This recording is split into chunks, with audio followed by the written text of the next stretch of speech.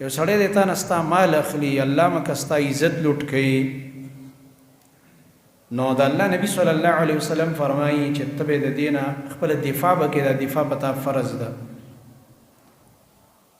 او د الله نبی فرمایي من قتل دون نفسه فهو شهید ومن قتل دون ماله فهو شهید ومن قتل دون اهله فهو شهید.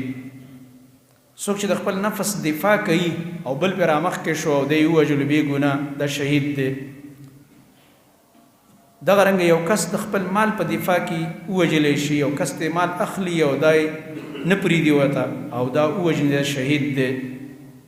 یو کس د اهل بچو ښځې ته نقصان ورکوي، دی نه پرېږدي هغې ته، هغه پې رامخکې شو نو دا شهید دی. او که دی پې مخکې شو مردار دی، ځکه دفاع په تا فرض ده. اوس مثلا الله مکه یو غل ډاکو دا در باندې پیښ شو او هغه ستا عزت اخسته غواړي، ستا مال، نو که ته پې ورمخکې شوې د خپل مال د دفاع دپاره ډز دې په وکړو، دا سر دې ولې ویشته، دا ستا دپاره بلکل جایز دی.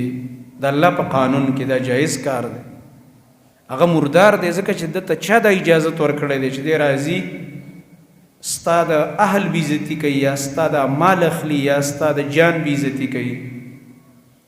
اول به ته حتی الوسع کوشش کوي چې هغه قتل نه کړي، خو چې تا ته پته ولګي چې دا اوس نه قلاریږي، نو دې وخت کې هغه حالاتو باندې سړی به په خپله پوهېږي، دې وخت کې خپله دفاع په تا فرض ده.